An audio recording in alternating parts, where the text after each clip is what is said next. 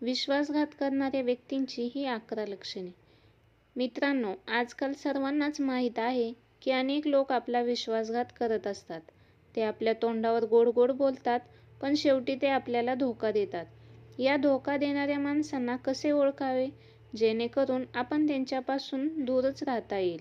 त्यामुळे आपला धोकासुद्धा होणार नाही व विश्वासघात देखील होणार नाही. अशा व्यक्तींची 11 लक्षणे आजच्या व्हिडिओमध्ये आपण जाणून घेणार आहोत. एखाद्या व्यक्तीवर विश्वास ठेवण्याआधी त्या व्यक्तीला अधिक पडताळून पहा की ती व्यक्ती खरंच विश्वास ठेवण्याच्या लायकीची आहे का? म्हणजेच ते व्यक्ती तुमच्या दुःखामध्ये तुमच्या सोबत होती का?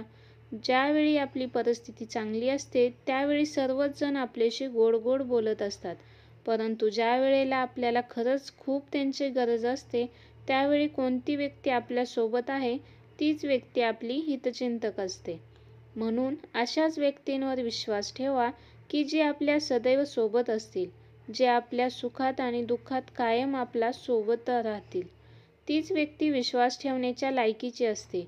या उलट जी व्यक्ती आपली जेव्हा परिस्थिती चांगली असते त्यावेळी आपल्यासोबत गोड गोड बोलते आणि नंतर आपल्या वाईट काळामध्ये ते आपल्याला सोडून जाते, या व्यक्ती कधीही विश्वास ठेवण्याच्या लायकीची नसतात. अशाच काही लक्षणं ज्या व्यक्ती आपल्याला धोका देतात त्यांची माहिती आज आपण घेणार आहोत. जी व्यक्ती इतरांचे गुपित तुम्हाला बिनधास्तपणे सांगते, ती व्यक्ती तुमची देखील सिक्रेट्स इतर व्यक्तींना सांगण्यासाठी पुढे मागे पाहत नाही. अशी व्यक्ती नक्कीच आपल्याला धोका देते. या व्यक्तींवर कधीही आपण विश्वास ठेवू नये. जी व्यक्ती आपल्याशी बोलताना दुसऱ्याचे उणे-धुणे काढते की हा असाच आहे, तो तसाच आहे, ती व्यक्ती देखील विश्वासास पात्र नसते. ज्या व्यक्ती चारित्र्यही कपटी असतात, स्वार्थी असतात व अप्रामाणिक असतात, अशा व्यक्तींवर कधीही विश्वास ठेवू नये. जी व्यक्ती तुमच्या सर्व गोष्टींमध्ये तुमच्या सोबत असते, तुमच्यावर डोळे झाकून विश्वास ठेवते, तुमचे गुपित कुणालाही सांगत नाही, अशी व्यक्ती विश्वासपात्र असते. पैशाच्या बाबतीत म्हणायचं झाले तर आपण एखाद्या व्यक्तीला पैसे द्यायचे झाले तर त्याची आधी चौकशी केली पाहिजे, कारण लोकांच्या मनामध्ये लोभ निर्माण होण्यास वेळ लागत नाही आणि यामुळेच आपण त्याची थोडी पार्श्वभूमी तपासून घेतली पाहिजे. त्यामध्ये या व्यक्तीने आधी कोणाकडून पैसे घेतले होते का? तो पैशाच्या बाबतीत फ्रॉड तरी करत नाही ना? पैसे घेतल्यावर तो वेळेवर परत करतो ना? या गोष्टीची चौकशी आधी आपण करावी, मगच तिला पैसे द्यावे. आपल्या हिंदू धर्मामध्ये सांगितलेले आहे की जो जसा बोलतो तसेच तो करतोय, त्या व्यक्तीवर डोळे झाकून विश्वास ठेवले पाहिजे. जर एखाद्या व्यक्तीने तुमच्याकडे कोणती तरी एखादी वस्तू मागितली तर ती देण्याआधी ती व्यक्ती विश्वासास पात्र आहे की नाही हे पाहण्यासाठी आपण त्या व्यक्तीला ती वस्तू देण्यासाठी जरा टाळाटाळ करावी. यावरती व्यक्तीची प्रतिक्रिया जर उणे-दुणे बोलू लागले किंवा खूप राग आला तर ही व्यक्ती विश्वासात पात्र नाही. हा माणूस तुमच्याशी कोणता तरी फायदा करून घेण्यासाठीच गोड गोड बोलत आहे. याउलट तुम्ही एखाद्या व्यक्तीला जर तुमची एखादी वस्तू मागितली की मला या वस्तूची खूप गरज आहे आणि तू मला या वेळेसाठी वस्तू दे, त्यानंतर मी तुला परत करेल.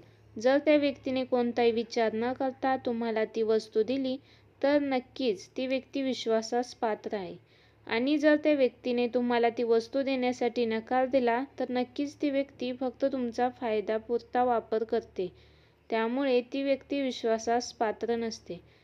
व्यक्ती विश्वासघातकी असतात त्या व्यक्ती खोटारड्या असतात व याआधी त्यांनी कोणाला तरी विश्वासघात केलेला असतो, दुःख दिलेलं असतं, धोका दिलेला असतो. ज्या व्यक्ती विश्वासघात करणाऱ्या असतात त्या व्यक्ती त्यांनी दिलेला शब्द कधीही पाळत नाहीत. जी व्यक्ती विश्वासघात करणारी व धोका देणाऱ्या असतात त्या व्यक्ती सतत इतरांची उणीधुणी काढत असतात. त्याचबरोबर त्या व्यक्ती खूप स्वार्थी असतात. स्वतःचा स्वार्थ साधून घेण्यासाठी ती इतरांशी गोड गोड बोलत असतात. किंवा धोका देणाऱ्या व्यक्तींना दुसऱ्यांच्या जीवनाशी काही घेणं देणं नसतं, ते फक्त स्वतःचा विचार करत असतात. दुसऱ्याचं दुःख त्यांना कधीही समजून घेता येत नाही. जर एखादी वाईट गोष्ट घडली तर त्याचे खापर दुसऱ्याच्या कपाळी ते फोडत असतात. या व्यक्ती कधीही कसल्याही प्रकारची जबाबदारी स्वतःवरती घेत नाहीत.